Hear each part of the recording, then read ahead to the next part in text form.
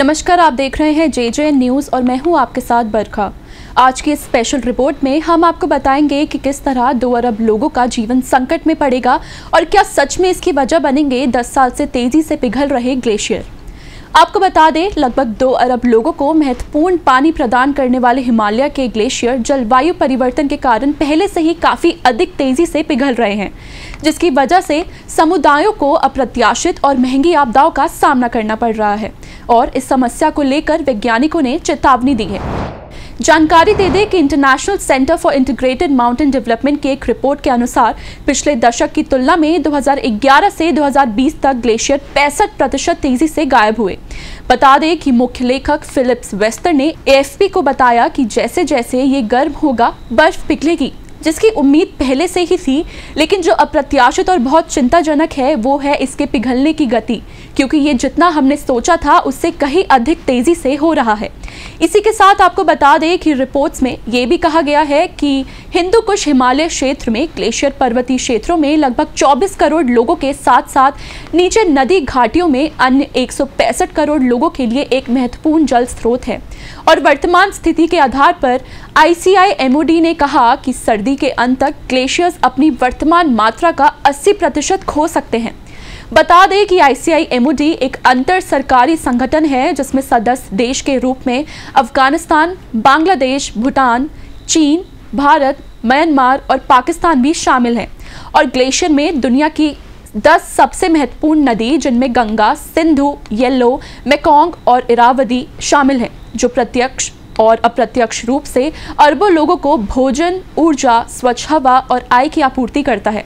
इसी के चलते ICIMOD के उप प्रमुख इजाबेला कोजील ने कहा कि यहाँ ग्लेशियर और जमे बर्फ पर एशिया में 2 अरब लोगों के पानी पर निर्भरता बनी हुई है, जिसकी वजह से इस क्रायोस्फेयर को खोने के परिणाम बहुत विशाल हैं।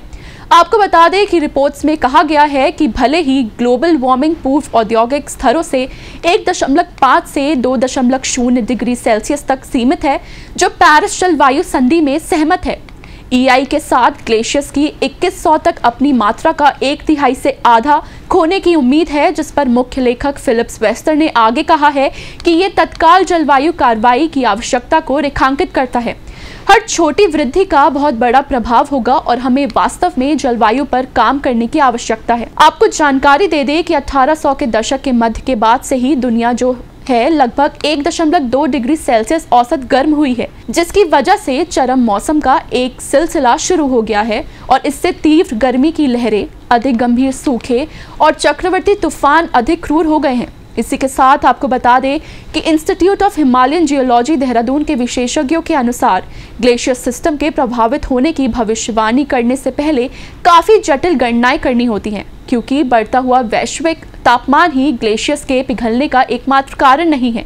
ग्लेशियर्स के पिघलने के पीछे हिमपात, ग्लेशियर की स्थिति भी ऐसे कारक हैं जो उसकी इस सिचुएशन का कारण बनते हैं।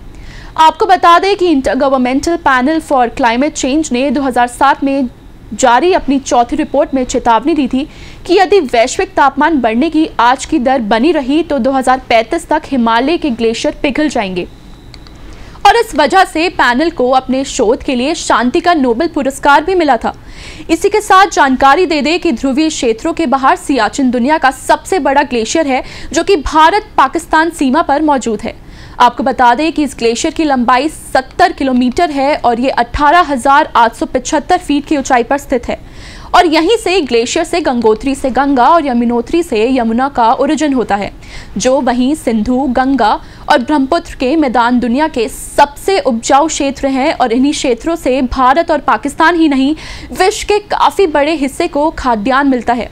जाहिर है, पानी की कमी से खाद्यान्न का बड़ा संकट खड़ा हो सकता है और इसी के साथ ही हिमालय की नदियों पर बने पावर प्रोजेक्ट भी संकट में पड़ जाएंगे।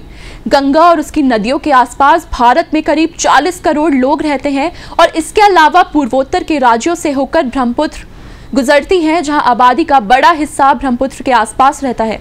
इसी के साथ अगर हम बांग्लादेश की बात करें तो आपको बता दें कि यहाँ की आबादी के करीब 17 करोड़ है और इस देश में गंगा ब्रह्मपुत्र दोनों नदियां मिल जाती हैं, जिसे यहाँ पद्मा कहा जाता है, जो कि यहाँ की प्रमुख नदी है। तो वहीं पाकिस्तान की आबादी में से करीब 17 करोड़ की पूरी अर्थव्यवस्था और जनजीवन सिंधु और उसकी सहायक नदियां झेलम, चिनाब, रावी, व्यास पर टिका हुआ है, जिसकी वजह से पाकिस्तान के सबसे उपजाऊ क्षेत्र पंजाब और सिंध प्रांत इन्हीं हिमालय से निकलने वाले नदियों से पोषित होते हैं।